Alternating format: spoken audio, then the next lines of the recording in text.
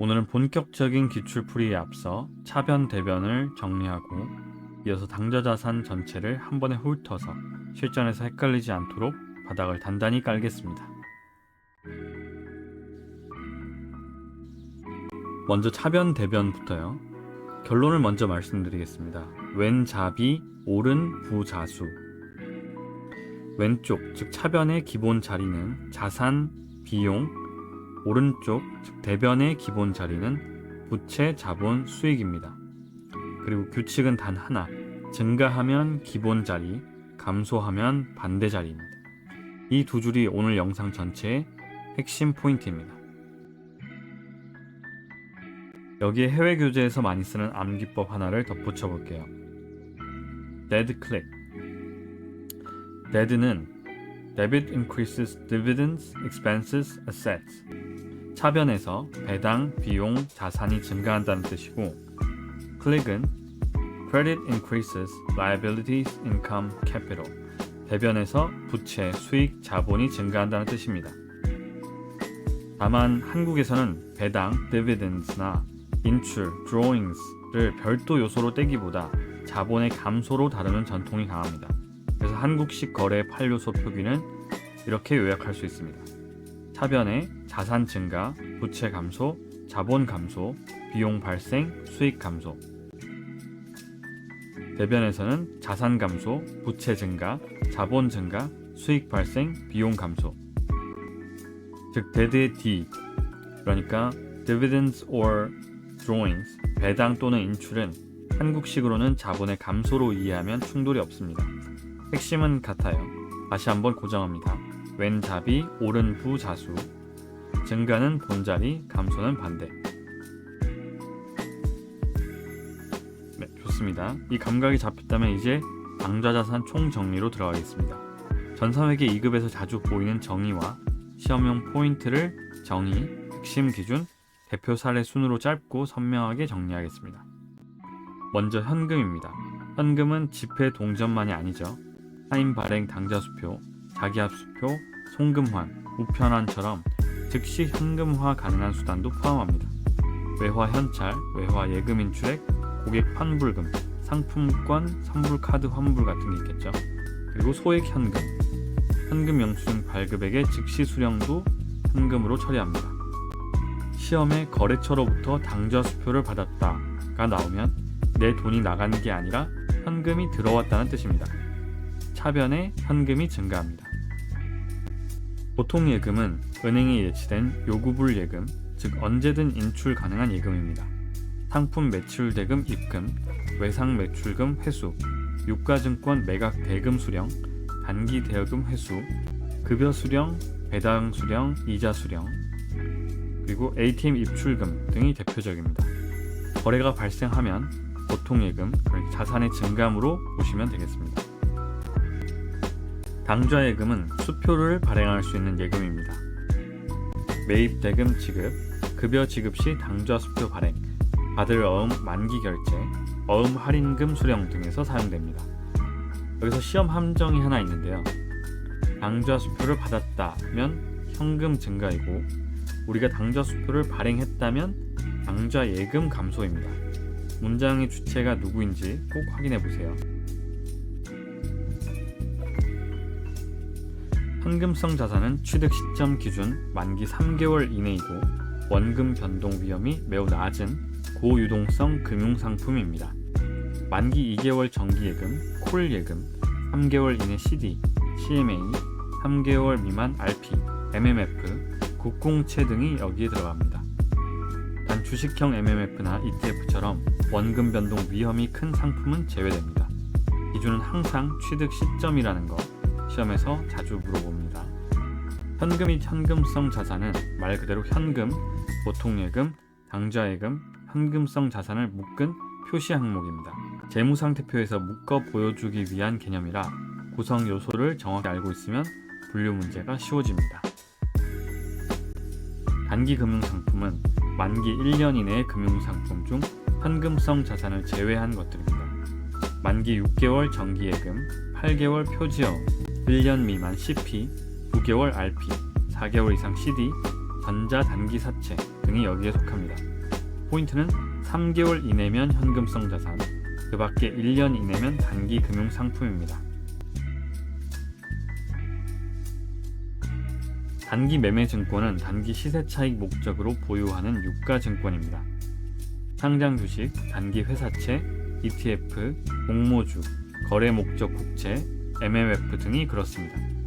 결산 시에는 평가 손익을 인식하고 처분할 때는 처분 손익을 인식한다는 흐름만 기억해두세요.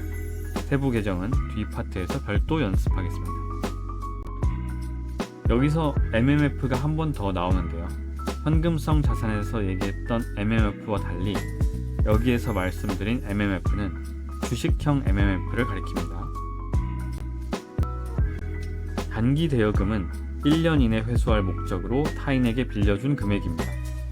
거래처, 임원 또는 직원 대상의 단기 자금 대여가 대표적이죠. 회수할 때는 원금과 이자를 분리해서 처리합니다.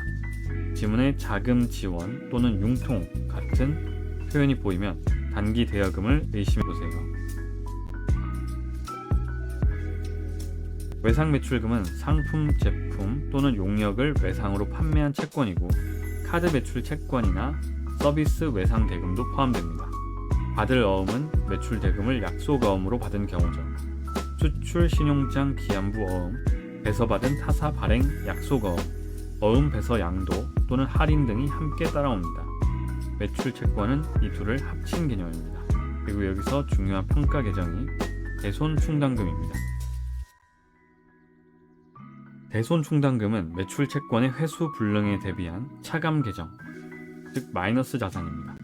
그래서 기본 자리는 대변입니다.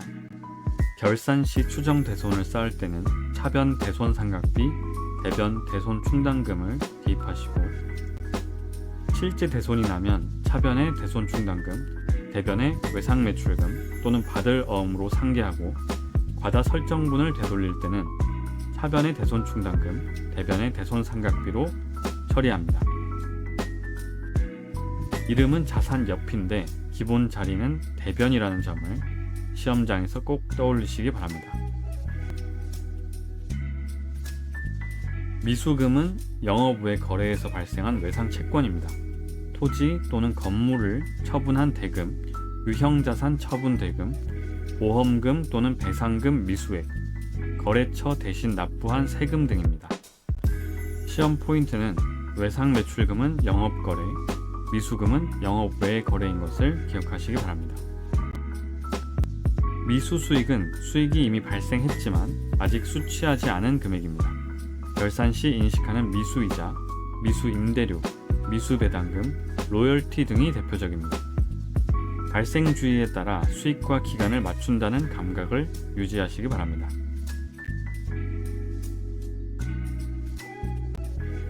환급금은 상품 서비스를 받기 전에 먼저 지급한 금액입니다. 상품 주문 계약금, 기계장치 구입 계약금, 건설 계약금, 외주 가공비 선지급 같은 케이스죠. 반면 선급 비용은 이미 돈을 냈지만 아직 비용이 되지 않은 금액입니다. 선납 보험료, 선납 임차료, 연간 구독료처럼 기간이 남아있는 비용이 여기에 들어갑니다. 시간이 지나면 대변의 선급 비용, 차변의 보험료 또는 다른 비용으로 옮겨 심기를 합니다. 소모품은 단기간에 사용하는 소모성 자산입니다. 복사용지, 필기구, 청소용품, 복사기 토너, 교육 또는 행사 소모품, 소액 PC 주변 기기 등이 있습니다. 비품과의 구분은 취득 가액과 사용 기간이 기준이니 지문이 강조하는 힌트를 잡아내시기 바랍니다.